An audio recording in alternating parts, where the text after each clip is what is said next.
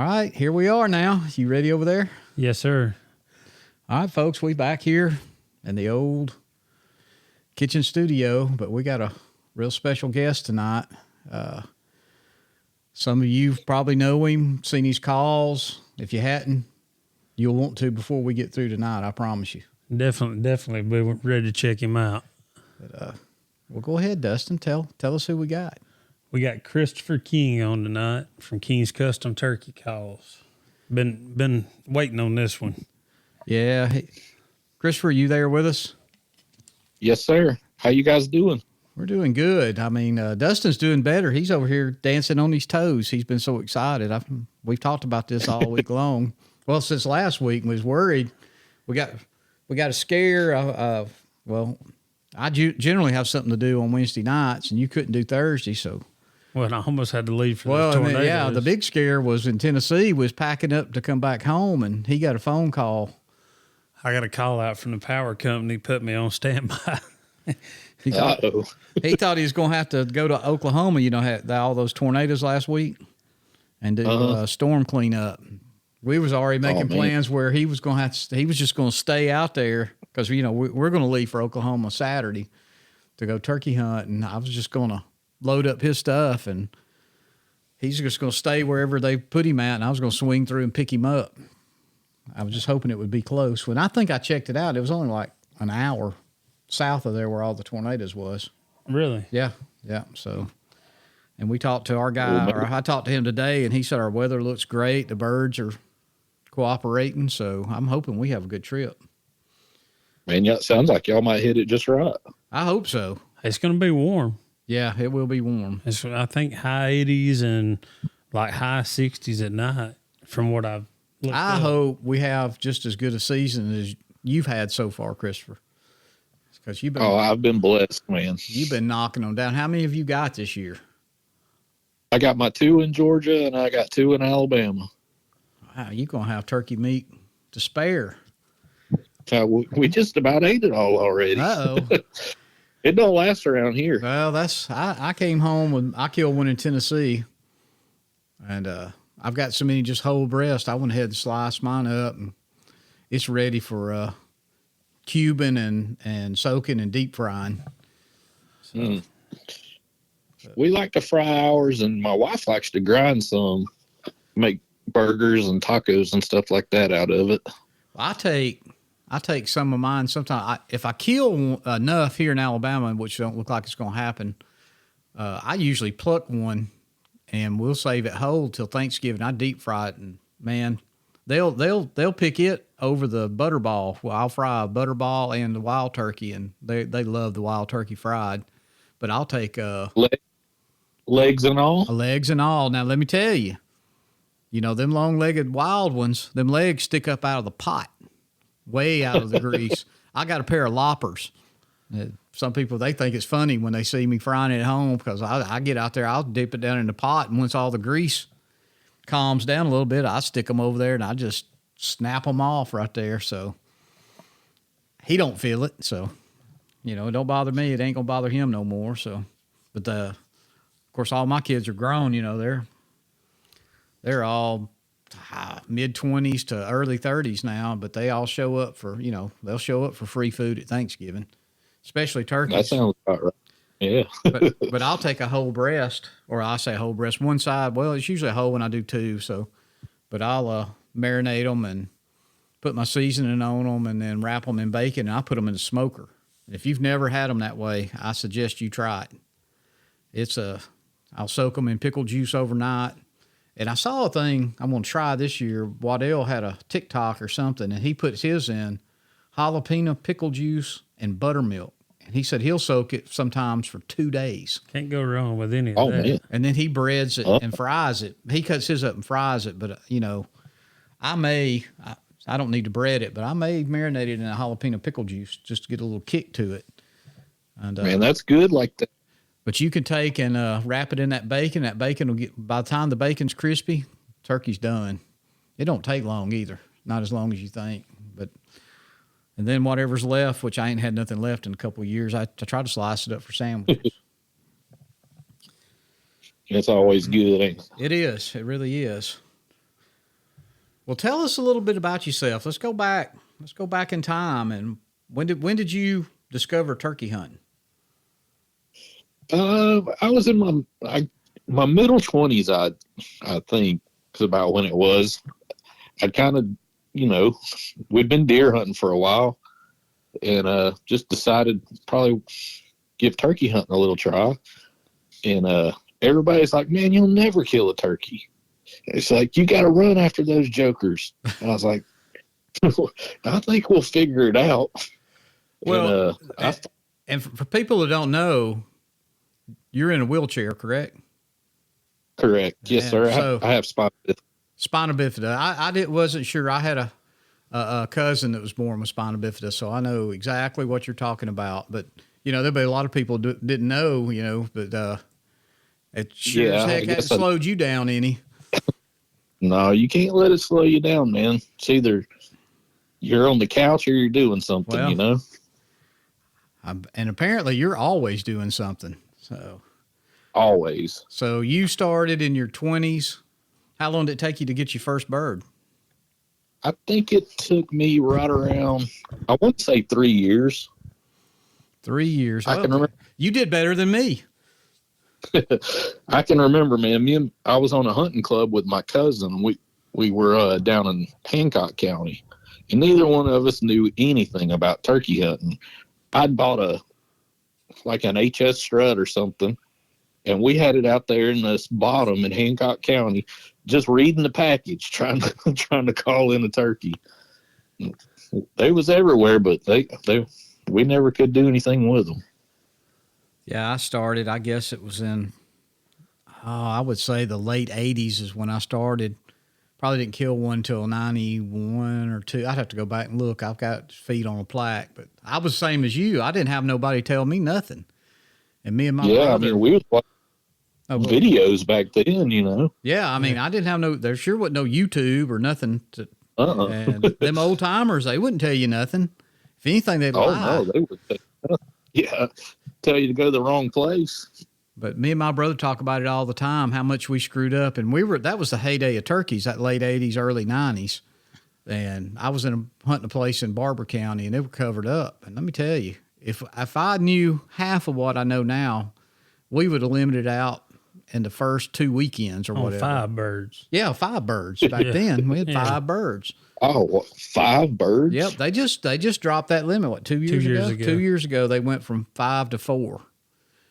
And wow. I feel like they're going to go to at least 3. They may go to 2 next year here. Although I'm seeing a lot more turkeys here than I've seen in the past, 5-6 years. What I'm thankful for is it doesn't matter, seems like what state people's hunting in right now, they are seeing a lot of jakes. And so you got jakes, you got gobblers for next year. That's true. I've seen a lot of hens this year. I mean, it seems like I've seen more hens than normal. It's been kind of weird. I would say I've got to witness more hen activity this year and really watch and studying more than I ever have. I mean, I have seen a lot of hens this year. Would there be a reason for that? I don't know. I mean, lowering limit of gobbler shouldn't have affected those hens, I wouldn't think. I don't think so either. But I don't know. I personally, the very first part of the season here in Alabama, I saw a lot on my uncle's farm now. They've dispersed out. I'll see 1 or 2 here and there, but I don't see many. In Tennessee, we've seen them going down the road, and I didn't see any other. You may have seen them when you split up, Dustin, but when Saturday, I don't know. But I saw that one, and we saw those in the field Sunday. Mm-hmm. But I haven't had a lot of hen activity, but I have seen a ton of jakes. And that's what makes me feel good. My uncle, he don't have a little 100-acre farm, but he's been on a trapping mission, and he has trapped the living crap out of raccoons and possums. And his turkey population, I'd go with it. I would only take 1 turkey. There may be 2 or 3 that I hear, but I'd only take 1 every year. And then last year I took 2. And then this year I've taken 2 from there. and my son's got one. And I know there's at least 3 more, so I'm going to go back and get one more. But I've seen 2 or 3 jakes they run him with, and so I don't think I'm going to hurt anything. Plus, great hen population, because I think they one time had 10 or 12 hens on camera. Wow. So when does the season end over there? This weekend? May 6th or 8th. It's like the middle of the week. Yeah, it's middle of the week. Pretty sure. It's either the 6th. I think it is the 6th. Seems like that's right. Hit that. I didn't do any deer hunting over there this year, so I didn't have a license, so I bought a 10-day license. Well, I'm going to talk to them. We're not going to sell you a license next year. I just have to. I don't know. Have to find me a different spot and not tell nobody. Alabama's pretty proud of their non-resident license. Yeah. Ooh, for that 10-day, it was like $240, I think. Yeah. I don't know what is a full season. It goes out on May 8th. May 8th, so that'll be next Wednesday. Yep. So, A full season with, like, if you get the baiting permit and then everything, it's like almost $500. Yeah, it's for non-resident all games $377.25, and then you'd have to pay $15 for your bait permit. yeah, and it's extra too if you want to do night hunting for coyotes. They charge Another extra for that. 15. Yeah, another 15. Yeah. They nickel and dime you. Yep. But It's nice over there. And I mean, well, I don't. You know, Alabama's had, well, way down in South Alabama, that, you know, they had some resident turkeys, even when there wasn't no turkeys. And, you know, back when they started doing all their trapping and, you know, moving around the country. I mean, we didn't have none, you know, if you knew of them back then, they said them old hunters, if they knew of one, you know, they didn't tell nobody. And if you killed one, you were a god nearly. So I hear them talk about, I hear Cuz Strickland all the time talk about Tom Kelly. You know, he went a whole season and never heard a gobble. I know that'd be rough. That's a hard, I hate going a weekend without hearing one. A day. Yeah, a day. I know if they're not gobbling on the roost, I'm wondering what I did wrong. Yeah. Yeah. We've been fighting the wind in Tennessee. We've had wind, and more wind. 16 to 17 miles an hour every time we've hunted that place. Yeah, that's how it was this weekend. I'm trying to get my wife on a bird now, and the wind was just terrible here. Yep. We couldn't have heard anything, and nothing could have heard us. No, about all you can do is set up where you think they might come through. Now, the one I killed Saturday, the wind was light right at daylight, and I heard 2 different birds, but I had moved and went back, and then I ended up back where I started, and I just set up and would call. I couldn't have heard one gobble, but I'm hoping, and I feel like he heard me, and he just worked his way down the road and come up in a green field right across the road from me. So that's how I got lucky. I mean, he wasn't out there gobbling his head off by no means, but you know, if you're going to walk out in front of me, I'm going to send some TSS your way. So yeah, I obliged. Yeah, he got to come to Alabama with me. He was a pretty nice bird. That guy. So you've been hunting since your mid-20s, and seems like you hunt Alabama and Georgia mainly though. That's where you've been. Yeah, I've hunted Kentucky. I used to have a buddy that lived in Kentucky, and we'd hunt up there some. But I started hunting Kentucky 2 years ago. I mean, not Kentucky, but Alabama 2 years ago. And got my first one over there last year with the first call that I ever made. I don't know how in the world it called that turkey in, but he came to it. So how long you been making calls? 2 years? Or was you making them before that? No, sir. I started actually a little bit before now last year. Really? Mm-hmm. You wouldn't know it. I mean, the quality of the sound coming out of these things is impressive. I appreciate it. I don't know if you've been keeping up with our podcast, but we got to Tennessee the first time we hunted up there a couple weekends ago, and Anthony said, get that new call. Get that new call. And I said, all right. And it was windy that day. Bad windy. And we were just trying to strike one. We got up on a little knob there. And, I mean, I done 2 clucks on it, and 2 different birds started hammering. That thing a couple of times, and, I mean, 2 of them just sounded off, and there we are standing out in the wide open. but it was your call. It was man, it sounds good. I appreciate that. Of course, me and you have history on the call I've got right now. So, but I really think things worked out for the best because I'm still amazed by that. Well, for what I paid is nothing for what they ended up getting for it, and it was just. I almost didn't send it back because I'd been playing it a little bit, and it sounds so good. But I was wanting that call, your call, and I'm holding it in my hand right now and looking at it because I finished my Grand Slam. Well, me and Dustin both finished our Grand Slams last year. And this call's got all 4 subspecies in it, and I'm going to go on the back of it, and under each feather, I'm going to write the date I killed, my Eastern, which was a long time ago, all the way up until I killed that Merriam in South Dakota last May. I think it was about the 6th of May then when I killed that one, somewhere right in there. I don't know. We were going on a long trip that time. A long trip, but yeah, that's what I'm doing with it. And I almost feel guilty because I don't think I'm ever going, I don't think I will ever hunt with this call. First off, it's beautiful.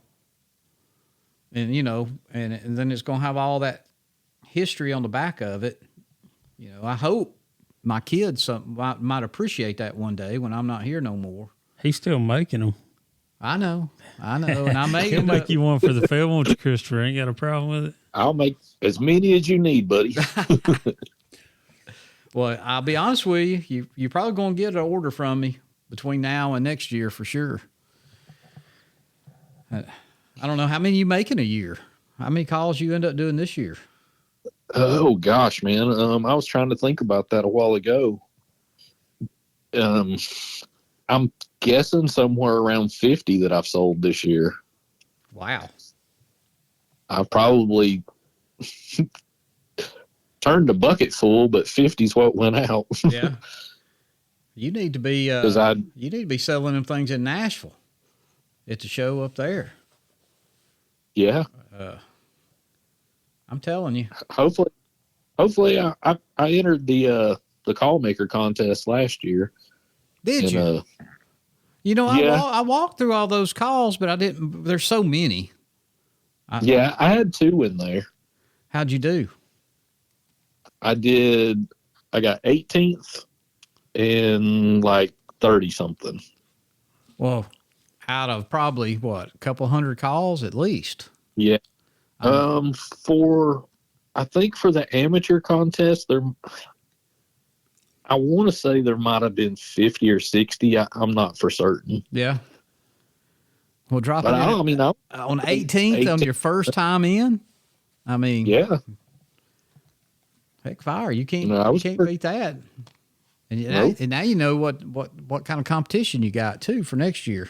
Or will you be in the amateur next year? Are you moving on up, or are you going to do amateur again? Yeah, I'll do amateur again until I place, win it or whatever however they let you do it. Hopefully, just keep on moving up, man. Yeah, I don't see nothing but good things for you in the future. As like I said, you got a call, and man, they sound so good. I mean, I've got a bag full of pot calls. I'll be honest with you, a ton of them, way more than I can hunt with. And that one you sent me sounded better than any of them I've had in that. Any of them,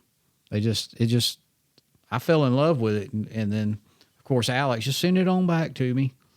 I was like, well, but I'm glad I did because I think that brought $1,400 or something like that. It was crazy. $1,300. So, it sold twice. So that made it almost $1,600 that call brought. That is crazy. But it was such a good cause. Oh yeah. I mean, That's awesome. I figured that they were able to do that. I figured you'd be busy making Alex calls because he sold everything he had.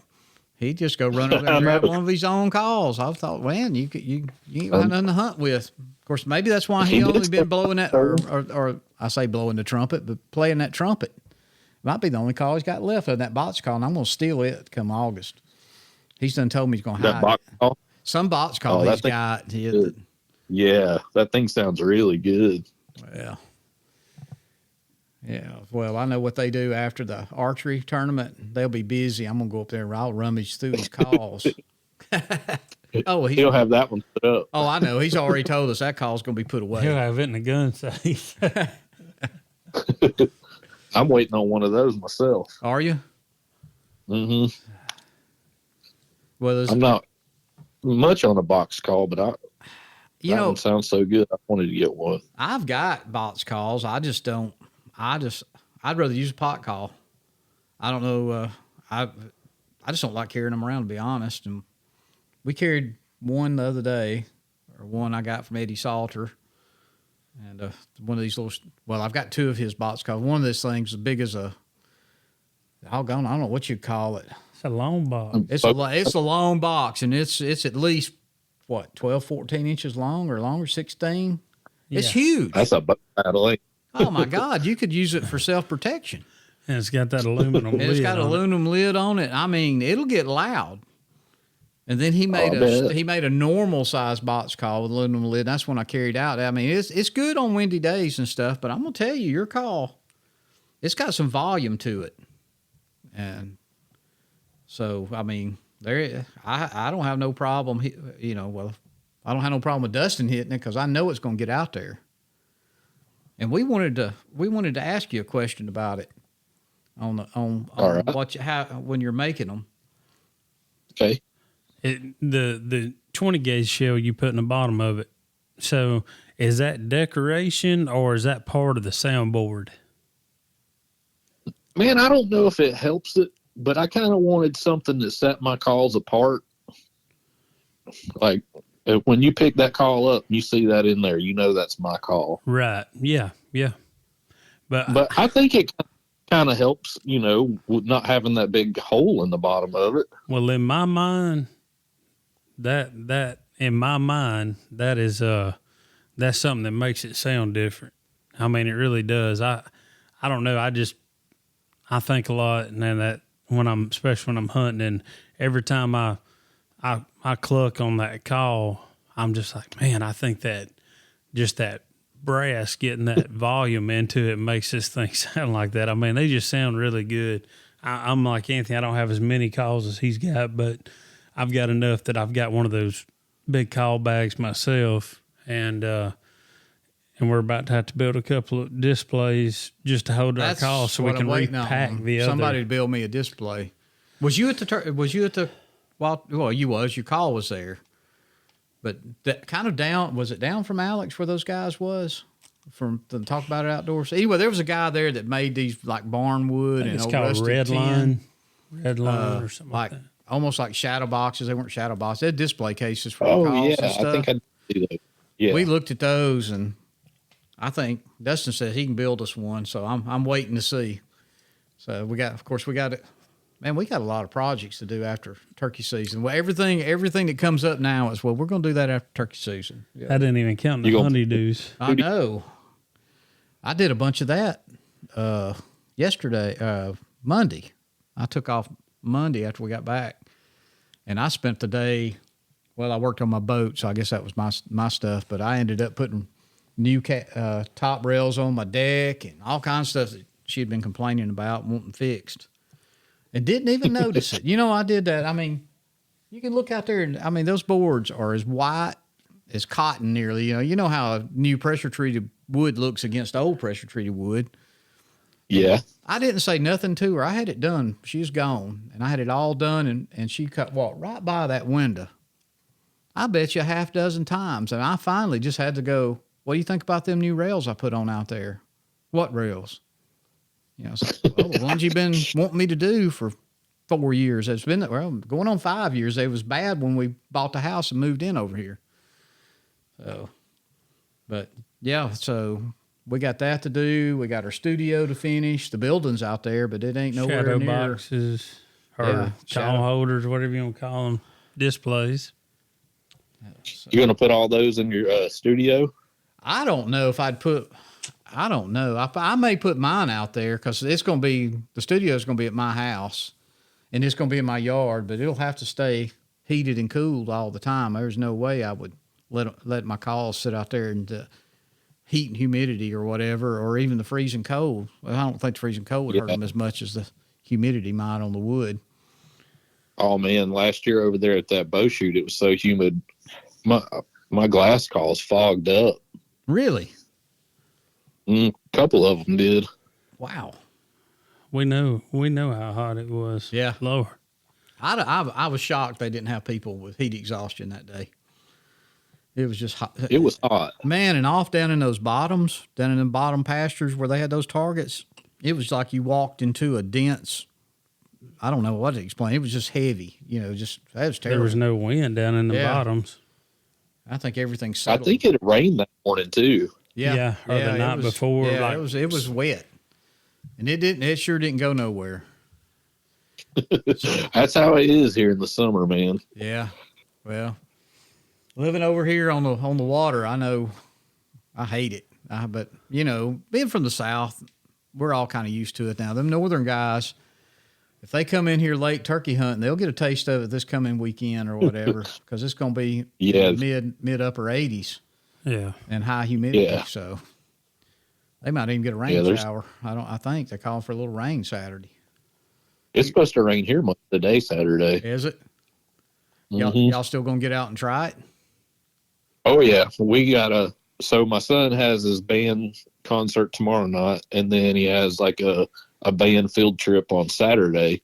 So we're going to drop him off, and we're going to go sit in the blind. Okay, yeah, we didn't even ask you about kids. Is that your only child, your son? No, sir. I have a daughter as well. She's 23. 23. Yeah, my son's about to turn 15 this year. Well, you're getting dumber by the day then.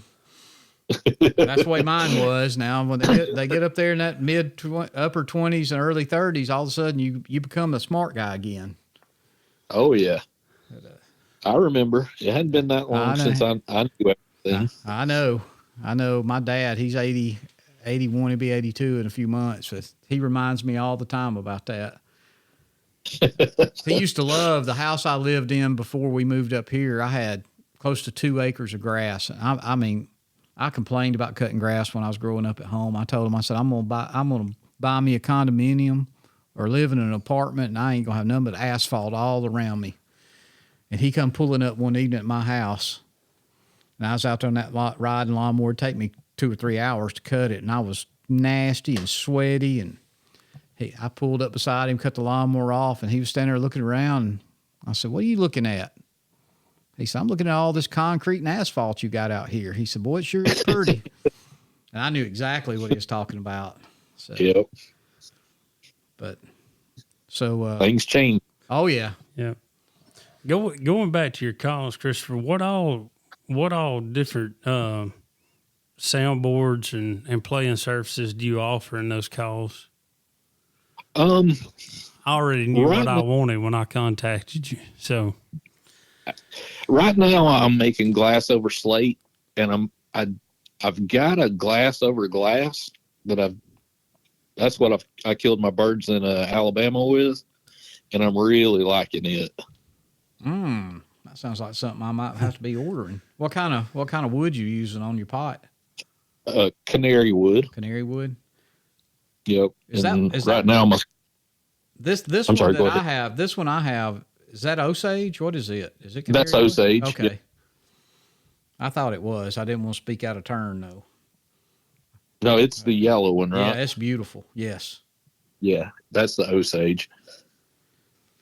I've got some Osage, but man, I'm really liking this canary wood with the glass over glass. So it's working pretty good. Well, you may have to turn a couple of those for me and Anthony, and we'll pick them up at the archery shoot. Yeah. When you. Yeah, hopefully I'll have a bunch. Well, you just put a couple back that sounds really good.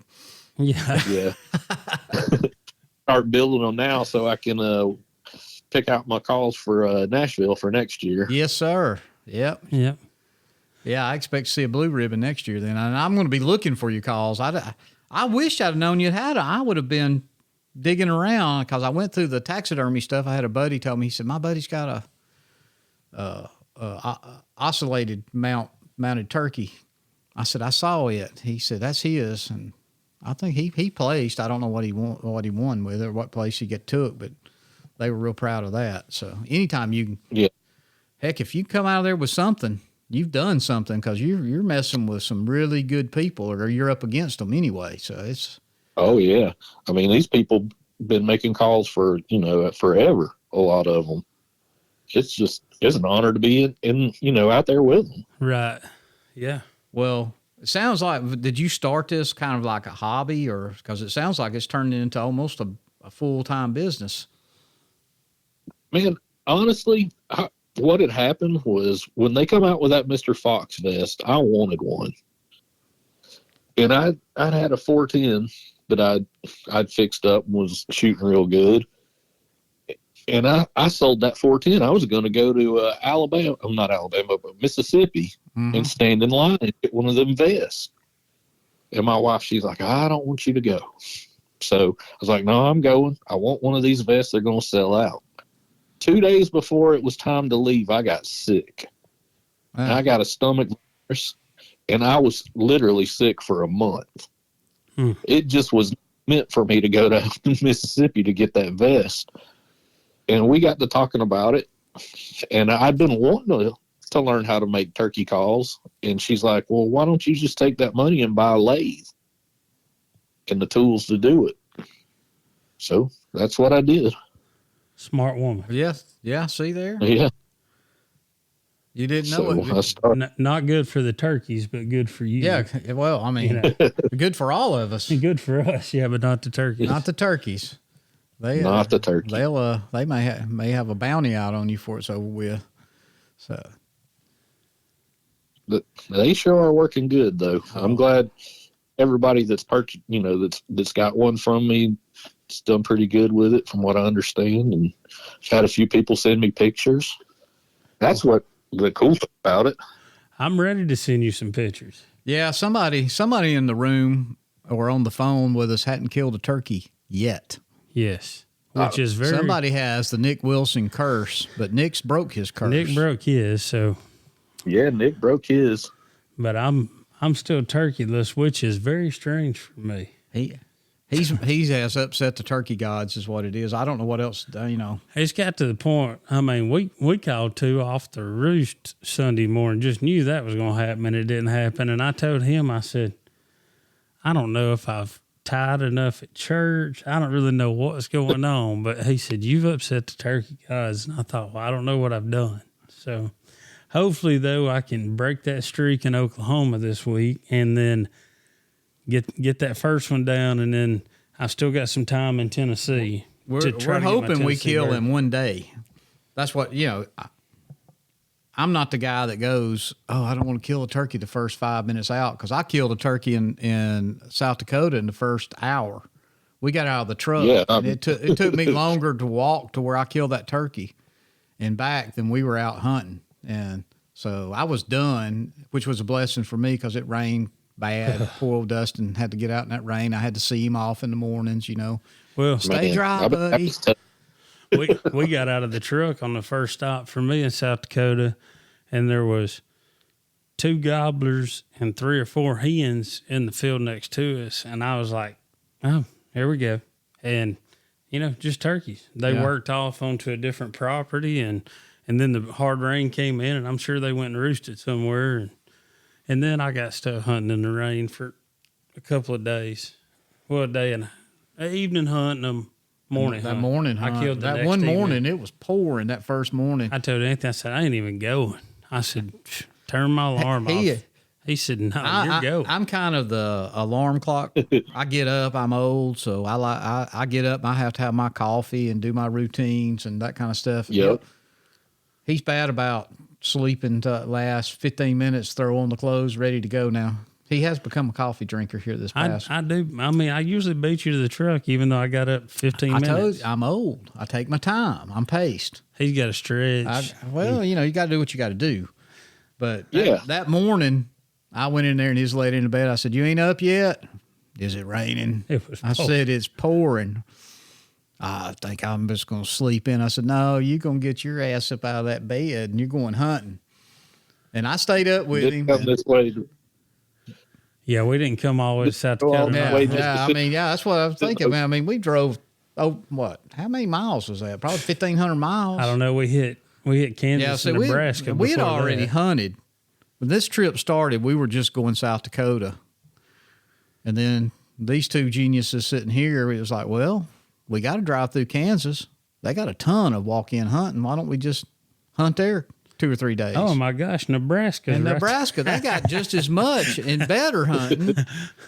And we hunted, 3 days in Kansas, 3 days? 3 days in one and 3.5 or 4 in the other. Ever state? Anthony killed in Kansas, and he killed. I killed in Nebraska, and then we both killed in South Dakota. So we still got to go back to Kansas and Nebraska because I got to get my Nebraska bird. He's got to get his Kansas one. Except now Kansas went to a lottery, so I don't know how long that's going to take me. We just looked up the guy that owned the Airbnb house we were staying in, which ended up being a blessing. I thought I'd screwed us up because I didn't make a hotel reservation.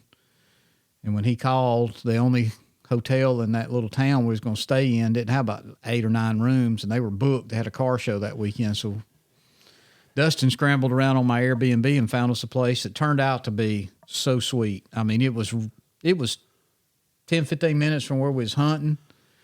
And then the guy, I told him the wrong amount of days, and he come by one evening. We're going to stay one more night and collect the money from us. And he was, "Y'all doing any good?" And of course, we'd heard a turkey or two and seen some tracks, but it was late in the season and they'd been hunted hard probably where we was hunting. Yeah, we're finding feathers and gun shells. Yeah. When you find where people have been set up and shotgun shell holes, I mean, kind of takes the wind out of it. Public. Oh yeah, all of it. But they got so much, and it's all you need is a hunting license. They ain't management areas, so it's just walk in. They just lease these giant farms from these farmers and stuff. And anyway, it was like I said, I might have exaggerated a little bit. We ain't cut a track. I mean, we're not seeing or hearing nothing. And he said, "Well, my wife sees turkeys up here when she comes in and cleans the house every now and then. Y'all are welcome to hunt this place." And we're kind of looking around like, well, there ain't much here. We thought it was just a barn in his house. He said, "Everything on this side of the road for a mile belongs to me." Wow. For a mile. He said, "Y'all are welcome to hunt it." And it was already getting dusky dark.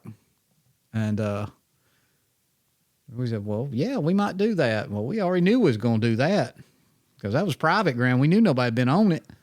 And his taillights hadn't got out of sight, and we was in the truck, and we was down the road, and we had one gobbling in a tree from hooting at it 5 minutes after he left. As a matter of fact, we drove under him and picked him out with a pair of binoculars. We knew right where that bird was at, and there's actually more than one. Yeah. And in South Dakota? No, this was in Kansas. Yeah. Oh, Kansas. No, South Dakota, that was a crazy hunt for me. We struck that bird. I don't know if he courtesy gobbled. We'd just been calling a little bit, standing on the side of the hill, and he was showing me this 7 or 8 mile trek we were going to make that afternoon and how we was going to circle around and end back up. And that bird gobbled and had to run over to a big old giant rock. I mean, that's it. They was them ponderosa pines, but they wasn't close to us. And this rock was huge. I mean, when I say huge, big as a house or bigger. And that doggone turkey ended up coming up on top of that rock above us and gobbling. Oh, wow. But he come back down, and I eased around the rock. He come around the rock as I was going around. He's hunting that hen, and he got to come back to Alabama. And then Dustin killed, a day and a half later, or whatever it was? It was the next evening. Next evening. Those are Merriam's, right? Yeah. Was it the next evening? Are you sure? Mm-hmm. You killed the first whole day of the hunt? Mm-hmm. Okay. Because I knew I took that one day. I had to wear your boots where I swam across that creek the first evening. They told us not to bring rubber boots, didn't need them. And the first thing that his guide asked him was, did you have rubber boots? Of course, we carried everything we owned. And then some. we don't go. I mean, they laughed at us up there when we first got in there. And they were talking about hunting. I mean, we kind of stopped and we said, hey, we're not turkey hunters. They kind of give us that look. I said, we're turkey killers. We're not hunters.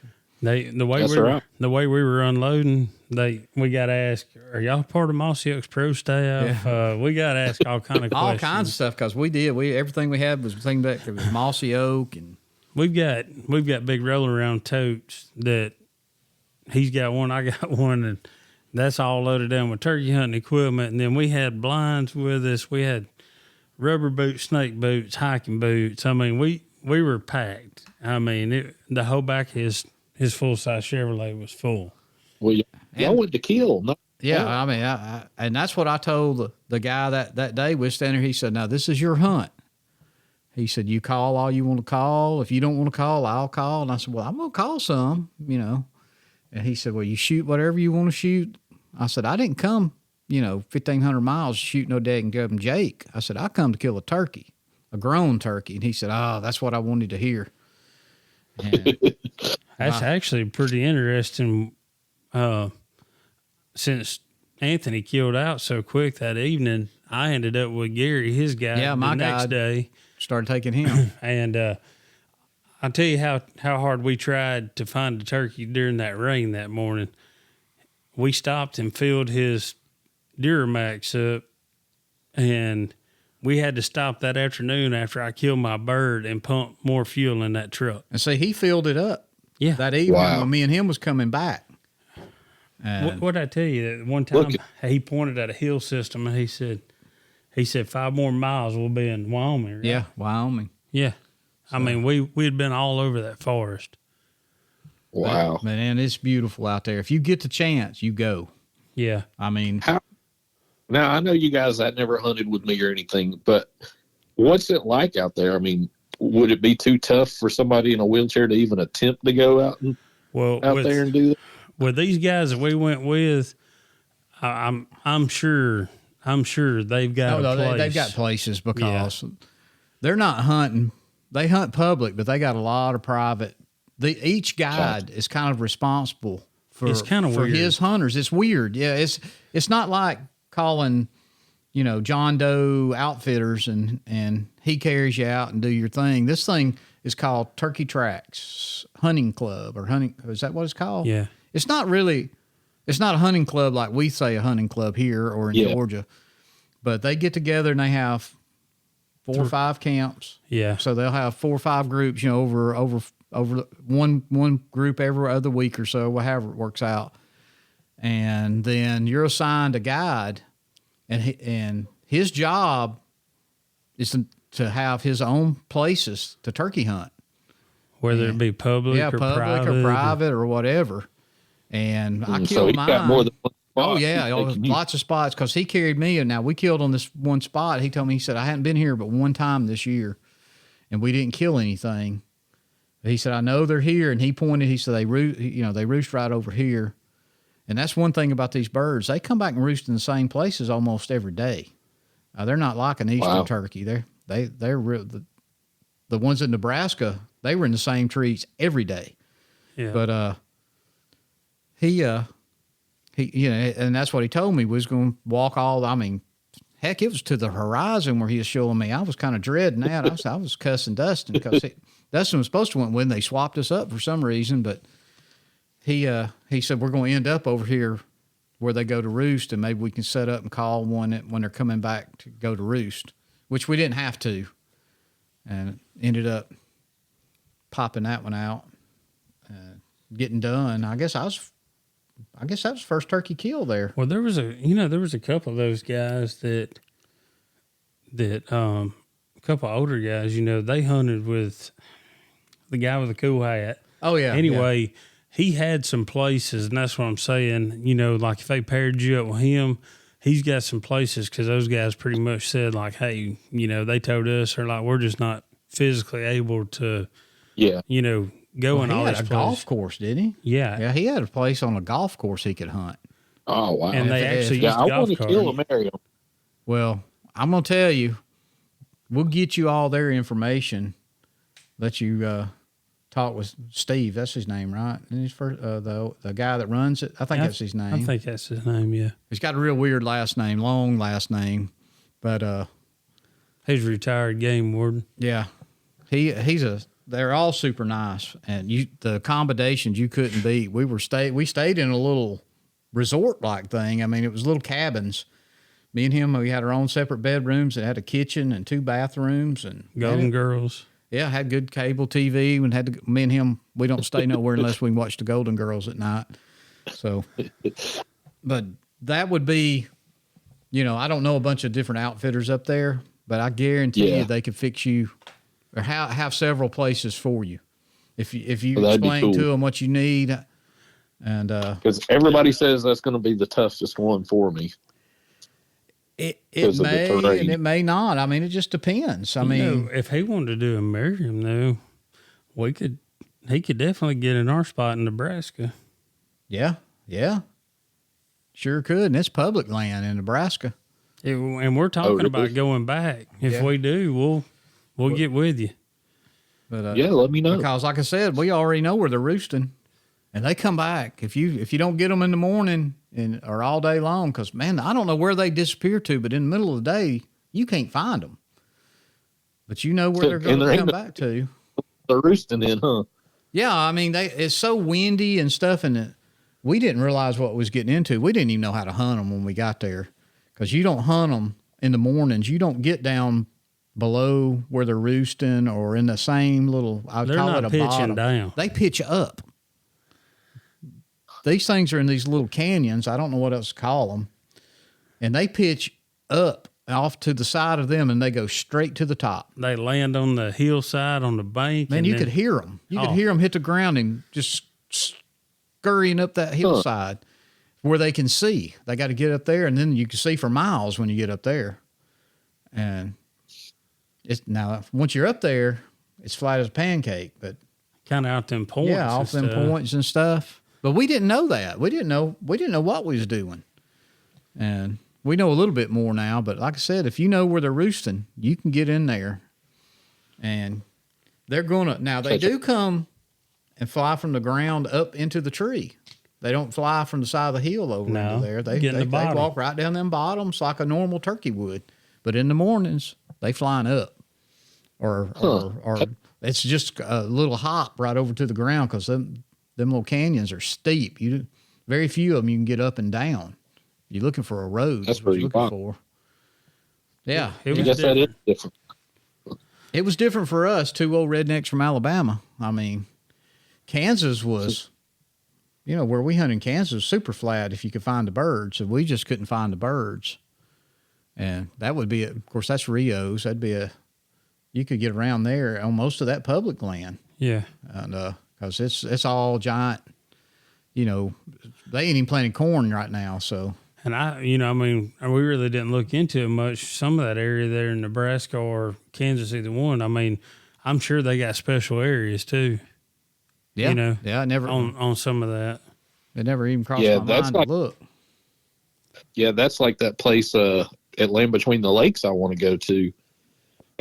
When we were up at Nashville, I got to talking to a game warden up there, and he was telling me about it. And I got to talk. I called up there and was talking to him. This place has only been hunted like 2 years now. It's at the edge of like a learning center. I can't remember what it's called, but there's some farmers that do some farming down in there, and they let just a few guys on wheelchairs go down there. That'd be the place to go. That'd be sweet to get that bird, and it's in the Land Between the Lakes. Yeah, that's somewhere. Yeah, right up around. He called it something Learning Center. I can't remember the exact name. And that's in Tennessee. That's in Kentucky. That's in Kentucky. The Kentucky half. Well, LBL runs in Tennessee too. They got right there in the middle. Yeah, it's divided. But man, there's some birds up there in Kentucky where we was. Now, we didn't have a whole lot of ground, and that's why we didn't kill anything. We had them. Once again, cursed man here. I think when I'm hunting with him, I'm cursed too, or I get cursed just by association, because we had 4 or 5 that morning within 75 yards gobbled their heads off that morning in Kentucky. Not a hen, wow. not one hen sound did we hear, but I think they were roosted with the hens. And when they flew down, they went right across the property line, and we never saw them again. They didn't come back. I don't know where they went, because there ain't that much woods there, but they didn't come back on our little strip. It'd been on. Oh, yeah. Yeah, we'd been sitting right there by them trees and waiting on them. Waiting on them. Christopher, tell us a little bit about the Limitless Outdoors. That was a name that I'd come up with to begin with, and I thought it kind of seemed fitting. You know, no limits in the outdoors for me. Right. Okay. I mean, I'd received one of those stickers with my calling. Of course, I put it on my turkey tote. I was talking about my box that I take everywhere with me, and I really didn't know. You know, I didn't know if you were going somewhere where you were maybe going to do some kind of YouTube channel or, you know, something later on. I wasn't sure. Yeah, I that's kind of a goal for me, is to do a YouTube channel. But man, I'm figuring out it's really hard to video yourself and get to where I'm going. And I don't know, it's just, well, you've got a little extra load there.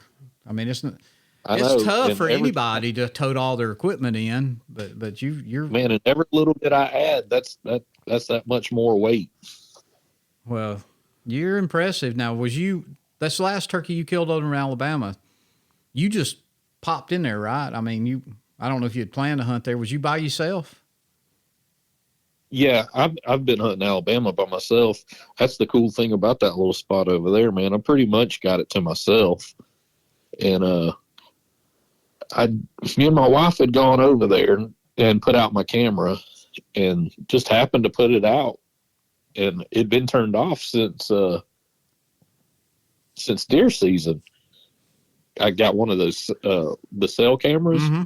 Mm-hmm. When I turned it on, it started downloading some pictures from the past couple of weeks, and there was a gobbler on there, and he was there like almost every day. So I was like, I'm going to get my license and go over there next weekend. And I kept getting pictures of him, and I get over there, and guess what? He don't show up. They didn't show up, and finally he does, but man, he stays 100 yards out. But I did get to watch him breed a hen that morning, and finally, about, I don't know, man, I really hadn't been calling a whole lot because the turkeys were right on top of me. When I got in my blind that morning, there was a turkey roosted over the top of me. I was going to ask you, do you hunt out of a blind, or, you know, one of those is it like a pop-up blind, or is it just a blind? I just had this one up. It was kind of like a secondary deer hunting spot for me. Is in this road bed that come off a big hardwood ridge, and then out to a food plot. And I guess those turkeys were roosting up on that hardwood ridge. And it takes me about an hour and a half to get there from here to my spot, and I could park pretty close, so it wasn't too bad. But he finally messed up and come on in, got close enough to shoot. Hey, that's all you need to get close enough to shoot. Yeah, I've learned that hunting turkeys is more about being where they're gonna be. For me, gotta figure out where they're gonna be later. You know what I mean? Oh yeah, no, I mean that's one thing this helped me over on my uncle's farms. Those cameras, just knowing where they like to stroll around at. I mean, it's weird that I didn't realize it really till this year. I should have. I'm sure I've noticed over time, but just by seeing tracks in the roads, you know, week after week. But those things you can almost pattern them. like a deer, or maybe sometimes easier than a deer. At least, in the first part of the season, and maybe even the second part, when they know where the hens tend to go and scratch around, they're going to go look. And that's where I found my luck. I don't know if, the other properties around us where I'm at over there just get a ton of pressure, and it just brought those turkeys in there like that. But they weren't, they've been there all season. You're probably right. I mean, if you're surrounded by hunting clubs and stuff, and there's a lot of turkey hunters, they're going to move out of there. They've been a lot of studies shown, that once season comes in on the management areas, those birds move. The GPS ones anyway that they're tracking, they'll change their habits. So you might be in a little honey hole right there. Yeah, and got a little I don't know what they call it. I'd stay out there also. Since deer season, we just don't really go over there because it's just woods, not a whole bunch over there. And you're the only one that turkey hunts it, or you and your wife? Yeah. Wow, so that's perfect. Yeah, my buddy, it's their family land. They've had it since sometime in the '80s, and they don't really deer hunt or anything anymore. They just let me go over there and use it as I want to. Man, that's the best kind of buddies right there. Yeah. I wish I had some buddies that had land. My buddy's sitting over here. We can't hunt in his backyard. Man, I got a little spot here close to the house that I hunt, a little farm that I hunt here, and I was getting some really good pictures, and was planning on a really good opening day. And 2 days before the season started, somebody started a fire back there, and the woods burnt. And the turkeys have not been back at all since. Really? That's unusual because I hear, that after a burn, they just flog into these places. Yeah, I don't know if it's because the fire started in the daytime, so the turkeys weren't roosted or anything. Yeah. I don't know, because the Forestry Service brought in some bulldozers and stuff to cut fire breaks. Mm-hmm. And I don't know if that ran the turkeys out and they just hadn't came back, but that was where I was hoping to get my wife on a turkey back there, and they're just gone. That's crazy. I told the owner of the property, I was like, man, those turkeys will be scratching while it's still smoking back there. Yeah, normally they would.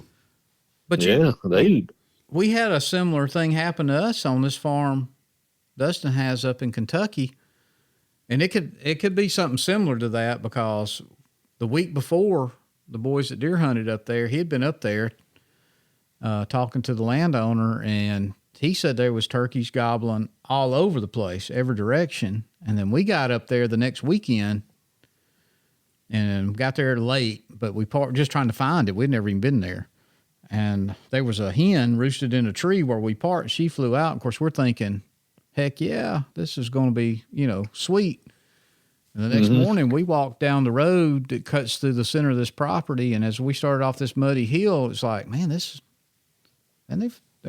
place, they worked this road. Something's been going on, and we didn't get a couple 100 yards down the road, and there was a bunch of timber equipment, and they weren't cutting the timber on this property, but they were bringing in all of their equipment and hauling logs in and out through there. And it ran those birds slap off. I mean, there wasn't a bird to be seen. We didn't even cut a track, I don't think.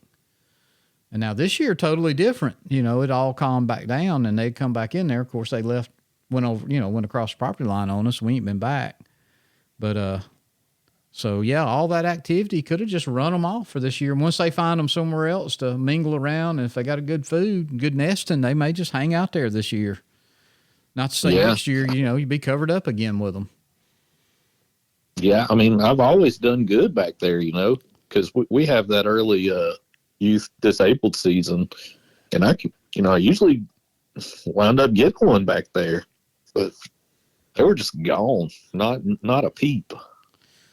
Well, apparently it didn't slow you down since you limited out on your Georgia birds. Yeah. Always good to have a backup plan, I guess. Yeah, and a couple of good buddies. There you go. There you go. Yep. Well, look, I know we're running long. I guess that we ain't too far from, I don't know what, you're an hour ahead of us, so I know you're getting late. And I don't know if you got to work tomorrow, what you're doing, but we don't want to hold you too long. But if somebody's interested in checking you out and checking out your calls, what's the best way to do that? They can find me on Instagram under, I think it's still Limitless Outdoors. And I recently made me a Facebook page for my calls, King's Custom Calls. You can also find me at Christopher King. I knew about the Christopher King. I didn't know about the other your call page till today. I found it was just nosing around. I like the graphics. Pretty cool. Oh yeah, the turkey in the wheelchair. That's pretty cool. Yeah, it's cool. It's real cool. I'm gonna have some t-shirts and stickers made for those. Heck yeah. I can see. Yeah. Yep. I'll get one of them too. I just get that with my call when I get it ordered. When you tell me you're caught back up and ready to start selling some. So. Yeah, I'll let you know, man. It shouldn't be too long. All this hunting's kind of slowed me down a little bit. Yeah. Which I guess it has everybody too, though. It does. I mean, I've got me and Dustin both, we bought some calls from Dean Redbeard. You know who I'm talking about? Oh yeah. But he don't make no calls this time of the year. He just turkey hunts. And he makes I think he got him the other day. He sure did. Yeah. He'd been battling with a few of them over there. His posts are fun to read. They're hard to follow. He talks in all this, I don't know, like rhymes and old English stuff. And I mean, I don't know half the time what he's even saying, but every now. Yeah, he's not too here either. No, he's not. I'd love to get over there and meet him one of these days, face to face. I've met, I killed one of my birds with one of his calls. So this year, and I send him a picture, and he'll send me a message every now and then. You've been doing all right, or he'll like a post or say, I'm gonna steal this one from you or something like that. And which, hey, go ahead. I probably stole it from somebody anyway. And, man, you guys are to come over in I think in January to Unicoi, the Call Maker show. I heard about that. I thought about that. And, we missed the, they did a little Call Maker show at Mossy Oak store this past spring. We was actually in Tennessee and Kentucky scouting that weekend. We didn't make it over there. You need to plan on doing that one. That one's free. I would love to go to that one. I think I was hunting somewhere that weekend. Well, they might have been in South. That was what, the 1st of March? Yeah, like March 8th or 9th. But Unico, I hear anybody's at that one. Yeah. One day I hope to have a table there. Oh, yeah. Yeah, that would. It takes a long time. There's a long waiting list. Is there? I figured there would be. Yeah. So, that's wherever that. I have no doubts you'll be there, though. I mean, from the quality I've seen and the sounds they make, I can't wait to try out that double glass one, especially since you said the Alabama birds like it. Since I'm living here, I hope they like it. Man, they loved it. It was nice. It was a really good hunt. Well, good deal. Well, look, we're not going to hold you on the phone. We've had you on here about over an hour now, I think. And I don't our want you wives guys gave us an hour time limit, and so we'll as Mike Rose says, land the plane right in here. Is there anything we've missed you wanted to talk about or let people know about? Got any good embarrassing stories on Nick and Alex you might want to tell right here? No, I can't tell. Yeah, you live too close to them. See, yeah, I live too close to them. Well, I kid him about his man love for Dave Owens all the time. I know it's but I know it don't bother him. But I have a good time. But he knows it's just fun. So yeah. No, I just appreciate you guys having me on. Oh, hey, we'll have you back. We was talking about maybe once all this turkey hunting gets over with, we're going to touch base with folks one night, all the different people we've had on, and just see how their seasons went. And, of course, we've talked about yours, but it ain't over yet. So no, sir. I still got to get my wife on a bird. There you go. Hopefully we got till the 15th here. Oh, okay. I didn't know it ran that late in Georgia. Yeah, we still got to get we're trying to get our 49, which I'm too old. I don't think I'll ever make it, but I'm going to try to get as many as I can. Neither one of us have a Georgia bird yet. So when you go into Hawaii? Well, I guess, when the wives save up some money, it's going to be double expensive because they done said we wasn't going without them. So I want to go. I was given. And we've got so much stuff already kind of in the works for next year. We've got an invite to Colorado and Indiana, and I even got an invite to Canada up in Ontario. So I didn't even know they had turkeys up there till last year. I go up there fishing, and the guy told me, he said, "Man, I got turkeys running all over my place." I said, "Well, I don't think they've had them very long. Not a season anyway." Yeah, I didn't. Like I said, I didn't even know they had them. I sent a post on Facebook last night about, what is it, British Columbia? British Columbia. Where they just opened the season last year or year before, and they're just now letting non-residents come there. And what do they have? They're Rios? It's Easterns, I think. Yeah, I think it's Easterns. I know in Ontario it's Easterns, because that's what he told me. I said, I didn't think they could live in that cold stuff. He said, man, they live in Minnesota. Yeah. And, I guess it's Easterns. Fargo, North Dakota, that's cold. But that's Merriam country, isn't it? I don't know. I need to check on that. I don't really care what it is, as long as it'll gobble. I'll hunt it. If it'll stand there close enough, I'll shoot it. So, but we're gonna give it a shot and see what we can do. I'm gonna try to get me an Osceola and a Merriam next year, so we'll see how that goes. Well, I know the Talk About It boys, they got a lot of contacts in Florida, but we got a good guy down there too. If you need somebody, we can put you in touch with him, and he can definitely accommodate you. The Pine Farm would be perfect. Oh my God, yes. Yeah. So he's got some perfect places for you. Gotcha. Easy to get in, easy out, and of course Florida's flat anyway, so it's ain't like you'd have to kill yourself getting up some hills or something. They get rough here, man.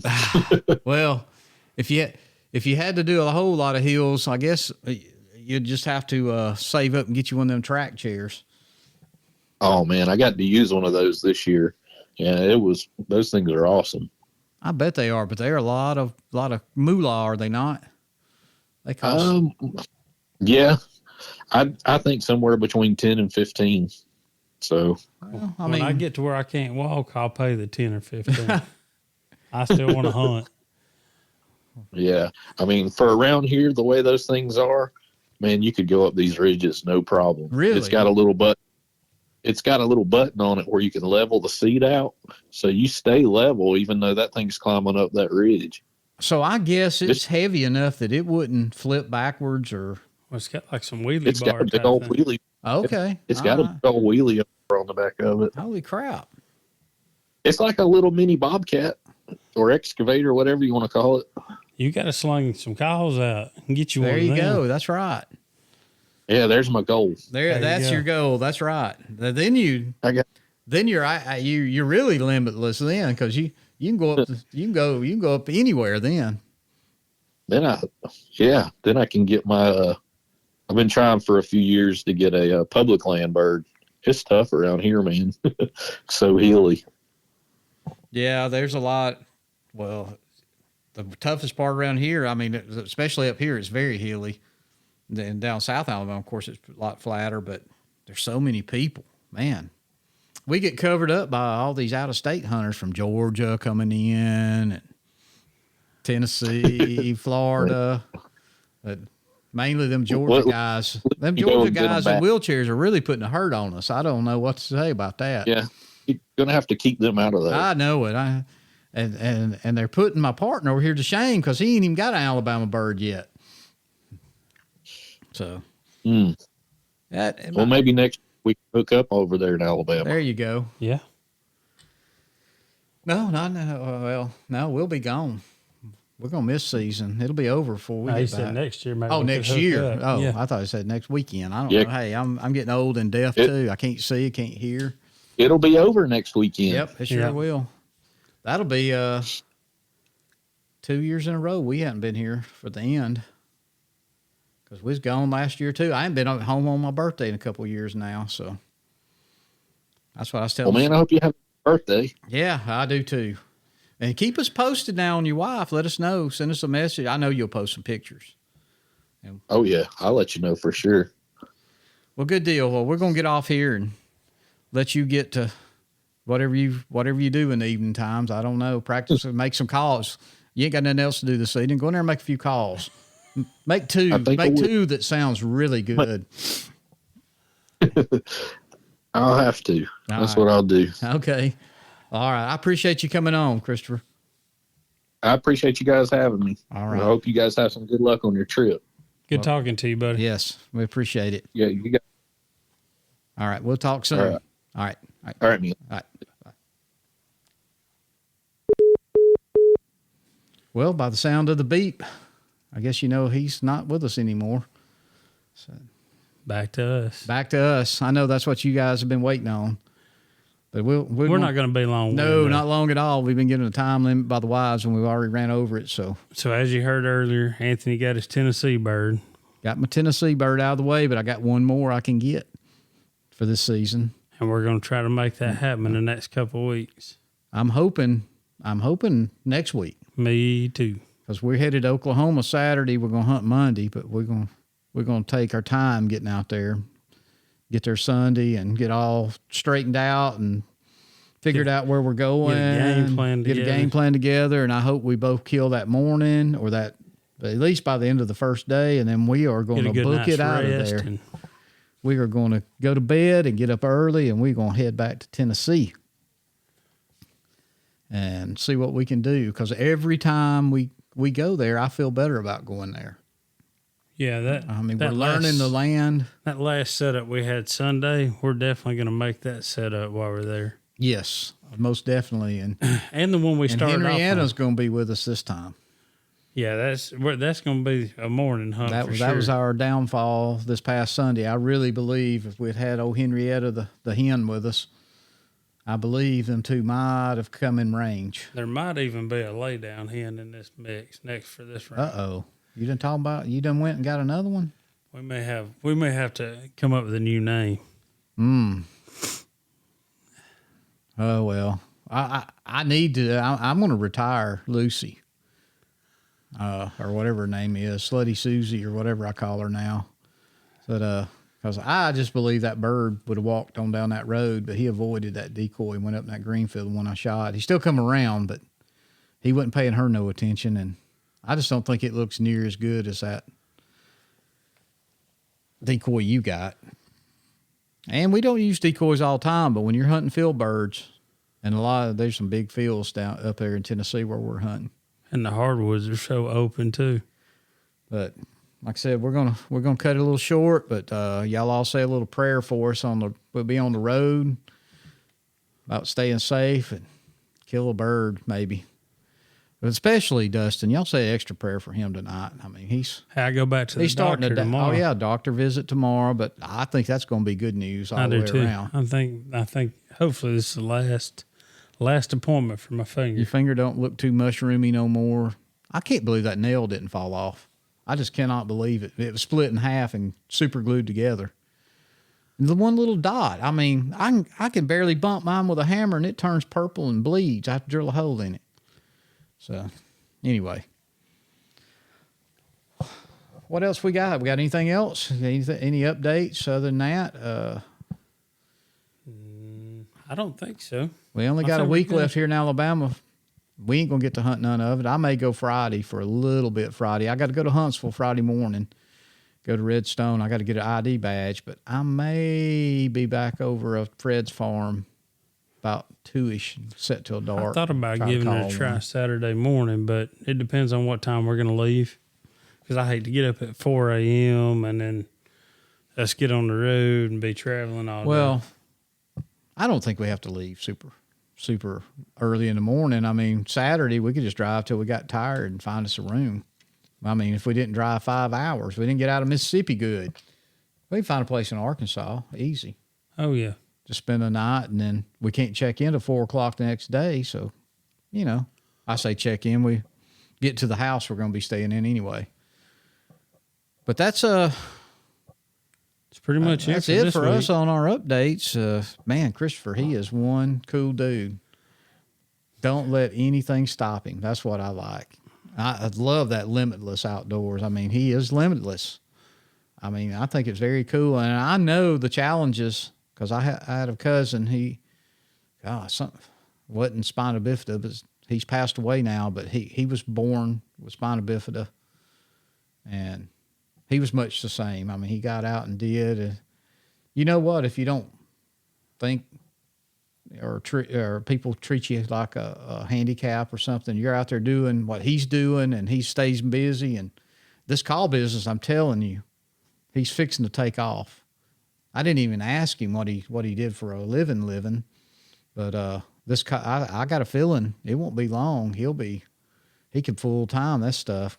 Once the word gets out, and it's going to spread like wildfire. I mean, if y'all ain't heard one of his calls, we'll get Dustin's call out one evening, and once you hear it, you're going to want to order one. And I'm sure if you want to listen to him, I'm sure he's got sound clips. Oh yeah, he'll send you or whatever. So he'll get them out and play them for you over the phone if you want to, probably. Yep. So anyway, we're going to jump off, and we're going to do our best to kill us a turkey out there in Oklahoma, maybe in Tennessee too. And we'll keep everybody updated. You know, we'll for sure update our page with what's going on with us, Facebook and Instagram. And then you guys too, if you have any luck, post us a picture, send us a DM with it. Love to see it. But get out there and have fun, especially Alabama. You ain't got but just 1 week left. So get after it. Get after it. Watch for them snakes. So, but if you ain't got nothing else, I guess we'll get out of here. That's all I got. All right. Well, until next week, meeting to nation. Yeah, everybody loves it. Yeah, you're part of the nation. I mean, how many people you got to have a nation? I don't know. All right. You're part of the nation. We're a nation now. One nation under turkeys till the end of the season. Yes. Anyway, all right. We'll talk to you soon. Be safe.